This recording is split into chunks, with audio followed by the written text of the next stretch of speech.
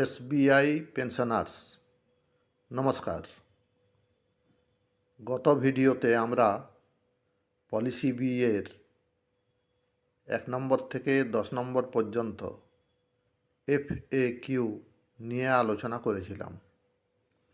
আজকের ভিডিওতে আমরা 11 নম্বর থেকে নিয়ে 20 নম্বর পর্যন্ত যে FAQ আছে তা নিয়ে আলোচনা করব। আসুন ভিডিও শুরু করি। 11 নম্বর, whether one has to submit bills, cash memos for claiming under critical illness plan। এখানে বলছে যে ক্রিটিক্যাল ইলনেস প্ল্যান এর অন্তর্গত যদি কেউ ক্লেম করতে চায় তো তাকে কি বিল, ক্যাশ মেমো ইত্যাদি সাবমিট করতে হবে? এর উত্তর হচ্ছে না।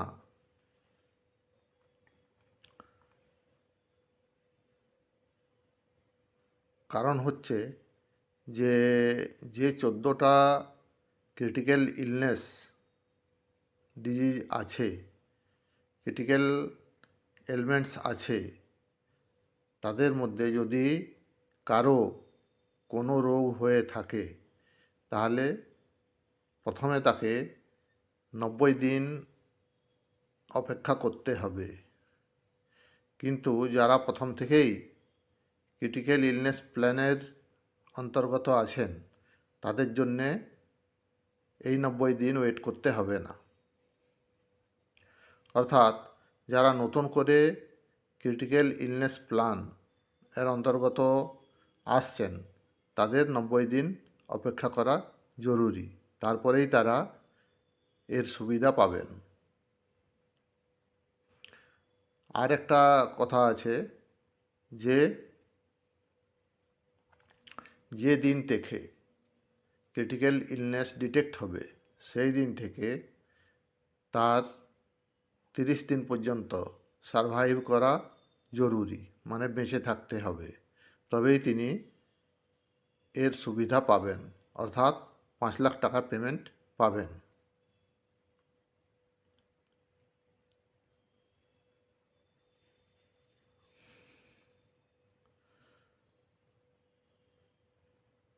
Payment under the critical illness plan has nothing to do with the expenses whilst undergoing treatment of the ailment। এই রোগের চিকিৎসা করানোর সময় যে খরচ খরচা হবে তার সঙ্গে ক্রিটিক্যাল ইলনেস প্ল্যানের কোনো সম্পর্ক নেই। ওই খরচ খরচা base plan, super top up অথবা অ্যাডিশনাল সুপার টপ আপের মাধ্যমেই হবে। শুধু লাভ হচ্ছে কি যে ক্রিটিক্যাল ইলনেস প্ল্যান যদি থাকে তাহলে 5 লাখ টাকা তিনি পেয়ে যাবেন।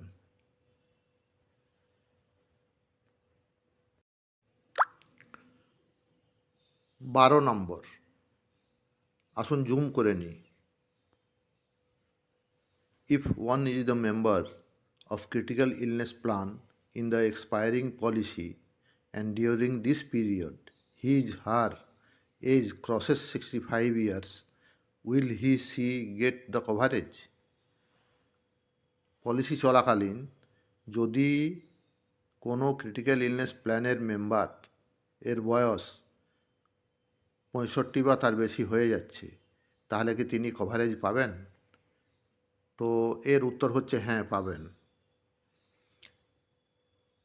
তার শর্ত একটাই হচ্ছে যে তিনি যদি রিনিউয়াল ঠিক সময়ে অর্থাৎ 15 জানুয়ারি 2024 পর্যন্ত করে থাকেন আর ইন্স্যুরেন্সে কোনো ব্রেক না হয়ে থাকে। 13 number, is the primary member is below 65 years but the spouse is over 65 years, whether the critical illness plan would be available to all। যদি প্রাইমারি মেম্বারের বয়স 65 বছরের কম হয় কিন্তু স্পাউসের বয়স 65-র বেশি হয় তাহলে কি তিনি ক্রিটিক্যাল ইলনেস প্ল্যান পেতে পারেন? তো এর উত্তর হচ্ছে হ্যাঁ, পাবেন। শুধুমাত্র প্রাইমারি মেম্বারের বয়স 65 বছরের কম হতে হবে।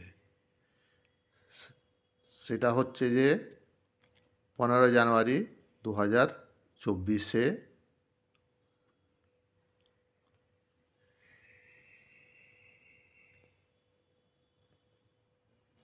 14 নম্বর, if one does not claim under critical illness plan, whether the sum insured would be carried forward to the next year. যদি কেউ কোনো বছরে ক্রিটিক্যাল ইলনেস প্ল্যান এ ক্লেম না করেন, তাহলে কি সেই সাম ইনসিওর্ড অন্য বছরের জন্য ক্যারি ফরওয়ার্ড হবে?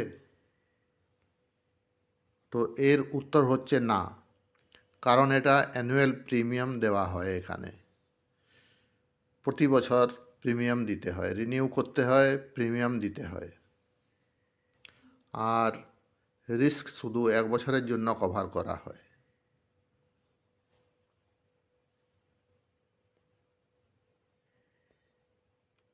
15, whether the ailments covered under critical illness plan are covered under base policy, super top up, additional super top up. যে 14টা ডিজিজ অথবা এলমেন্টস ক্রিটিক্যাল ইলনেস কাভার এর অন্তর্গত আছে, সেগুলো কি base policy, super top up আর অ্যাডিশনাল সুপার টপ আপ এর অন্তর্গত আসে? এই প্রশ্ন এখানে করা হয়েছে। তো এর উত্তর হচ্ছে, যে সকল এলমেন্টস ক্রিটিক্যাল ইলনেস প্ল্যানের অন্তর্গত আছে, সবের ক্ষেত্রেই base policy, super top up এবং অ্যাডিশনাল সুপার টপ আপ এর সুবিধা পাওয়া যায়। মানে বেস পলিসিতে আমরা যে সাম ইনসিওর্ড আছে, সুপার টপ আপে যে সাম ইনসিওর্ড আছে, অ্যাডিশনাল সুপার টপ আপে যে সাম ইনসিওর্ড আছে, তা থেকে আমরা ওই সকল রোগের চিকিৎসার জন্য খরচ খরচা পাই। ক্রিটিক্যাল ইলনেস প্ল্যান থাকলে কি হয়, যে আলাদা করে আমরা 5 লাখ টাকা পেয়ে যাই ওই 14টি ডিজিজের জন্যে।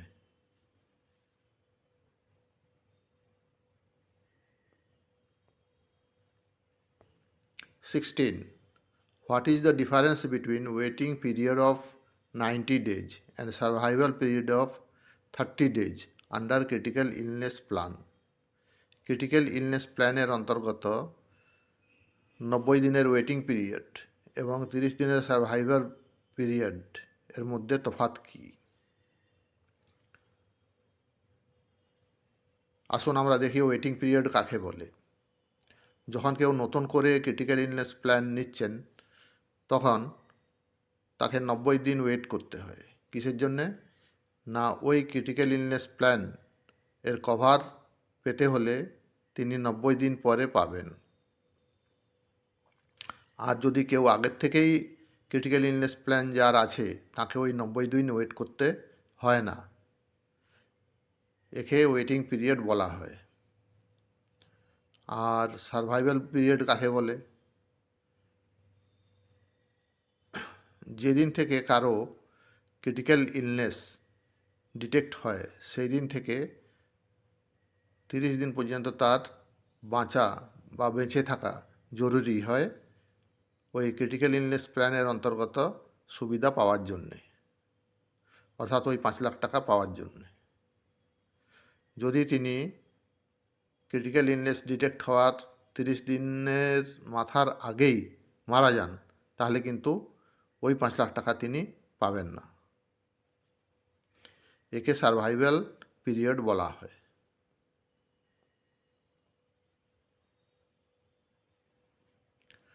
17, whether one can have critical illness plan on standalone basis without having base cover. Base cover ছাড়াই কি কেউ ক্রিটিক্যাল ইলনেস প্ল্যান নিতে পারেন? তো এর উত্তর হচ্ছে না। ক্রিটিক্যাল ইলনেস প্ল্যান নিতে হলে তাকে বেস প্ল্যান নিতেই হবে। 18, if a member is living abroad or away from pension branch, administrative office, or not in a position to move from home, how can one get oneself enrolled under policy B? যদি কোনো member বিদেশে থাকেন, pension paying branch অথবা administrative office থেকে দূরে থাকেন, অথবা বাড়ি থেকে আসতে পারছেন না, তিনি কি পলিসি বি নিতে পারেন? তো এর উত্তর হচ্ছে হ্যাঁ, অবশ্যই নিতে পারেন। কারণ পলিসি বি তিনি এখন এইচআরএমএসের মাধ্যমে অ্যাপ্লাই করবেন, এবং এইচআরএমএসের মাধ্যমে অ্যাপ্লাই যখন তিনি করবেন তখন তিনি ওটিপি পাবেন। সেই ওটিপি ওনার রেজিস্টার্ড মোবাইল নাম্বার অথবা রেজিস্টার্ড ইমেল আইডিতে পাঠিয়ে দেওয়া হবে। 19. Whether there is any provision for making any online payment of premium.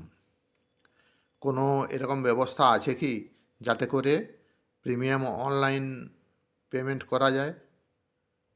তো এর উত্তর হচ্ছে অনলাইন পেমেন্টের কোনো দরকারই নেই। কারণ যখন কোনো মেম্বার এইচআরএমএসের মাধ্যমে পলিসি বি করছেন তখন অটোমেটিক্যালি তার পেনশন পেমেন্ট অ্যাকাউন্ট থেকে প্রিমিয়াম ডেবিট হয়ে যাচ্ছে। 20. Whether the premium paid is eligible for income tax rebate under section 80D. Policy B এর জন্য যে প্রিমিয়াম পেমেন্ট করা হচ্ছে তা কি ইনকাম ট্যাক্সের 80D সেকশন 80Dর অন্তর্গত ছাড় পাওয়ার অধিকারী? এর উত্তর হচ্ছে হ্যাঁ,